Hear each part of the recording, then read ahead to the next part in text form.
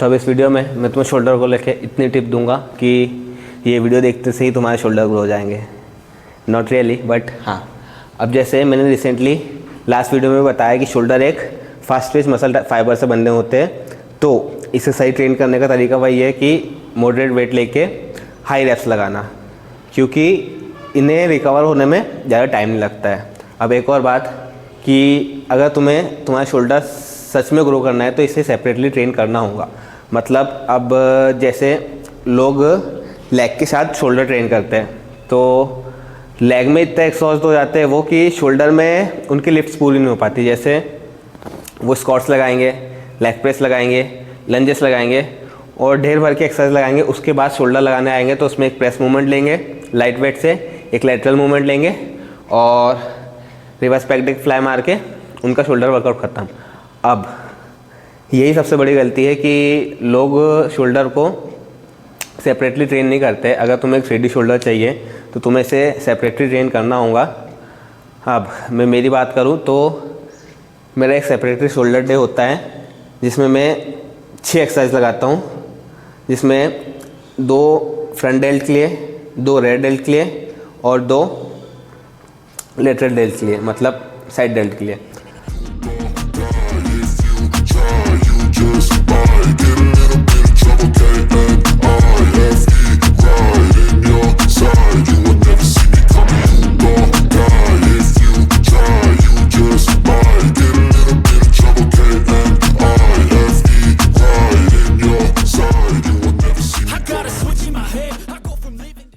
अब the most underrated exercise मुझे ऐसा लगता है, क्योंकि कोई लगाते नहीं दिखता ये, चेस्ट सपोर्टेड लेटरल रेजेस।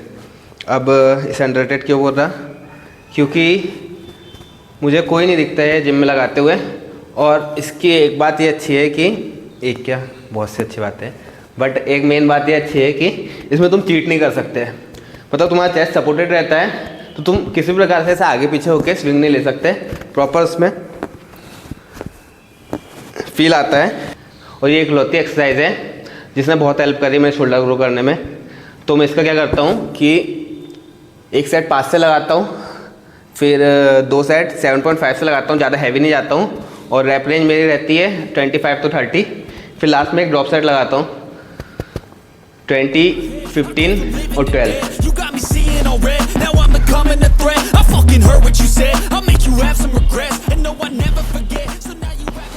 अब सभी लोगों के जो फ्रंट डेल्ट होता है वो ऑलमोस्ट ग्रो होता है, क्योंकि जब भी वो चेस्ट लगा रहे होते हैं या फिर कोई भी प्रेसिंग मूवमेंट लगा रहे होते हैं तो उनका फ्रंट डेल्ट इन्वॉल्व होता है और वो ऑलरेडी उनका ग्रो होता है। अब बात कहाँ आती है कि लेटरल हेड और रेयर हेड ये लोगों को कमज़ोर होता है। और लेटरल के लिए तो सबसे बेस्ट एक्सरसाइज ये है चेस्ट सपोर्टेड, और रेयर डेल्ट के लिए रिवर्स पैक्डिक फ्लाई।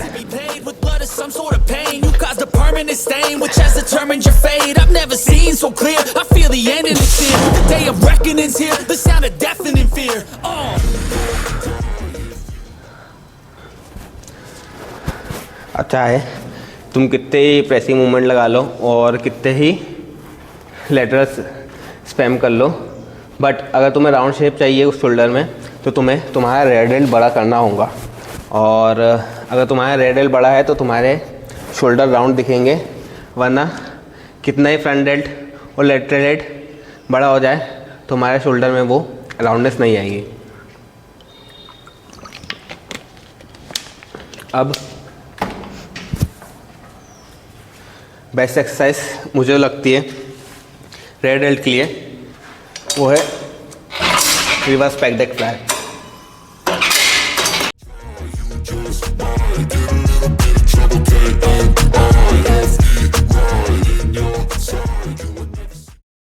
अब the most overrated exercise cable lateral raises.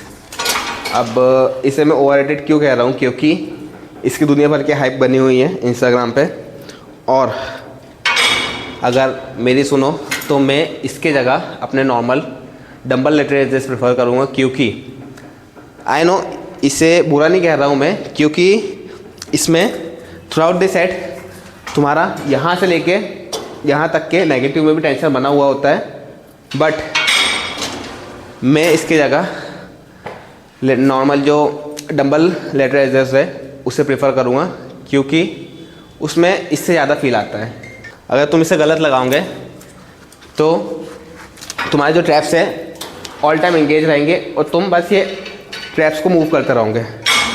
But इसके भी ट्रिक बता देता हूँ। जब भी तुम ये लगाने का ट्राई करोगे तो इसका जो मशीन का लेवल होता है वो अपने नी तक के रखना है। अगर तुम नीचे तक के रखोगे तो तुम्हारे पहले शोल्डर मूव होंगे ऐसे, फिर ऊपर जाएगा। मतलब अगर तुम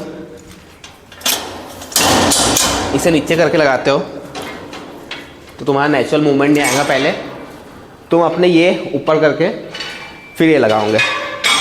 इससे बेटर ये है कि इसे लगभग अपने नी के लेवल पे रखना है और नॉर्मल ये लगाना है।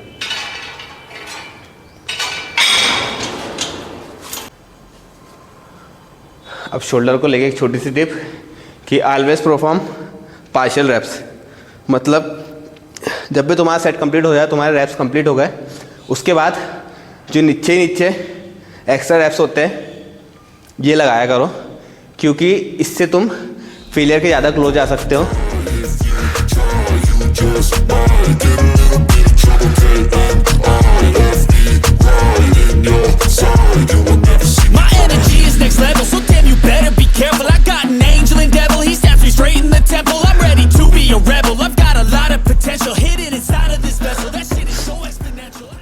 अगर मेरे को लेटरल रेज़र्स में हैवी जाना होता है तो मैं जो चेस्ट सपोर्टेड वाला होता है उसमें हैवी नहीं जाता हूँ। जो स्टैंडिंग होते हैं इसमें मैं जितना भी हैवी जाना चाहता हूँ उतना जा सकता हूँ, क्योंकि एंड में हम स्विंग ले सकते हैं। चेस्ट सपोर्टेड में स्विंग नहीं ले सकते। अब एंड में मैं 2 एक्सरसाइज का सुपर सेट लगाता हूँ, एक लेटरल रेज़र्स और उसके साथ रिवर्स फ्लाई।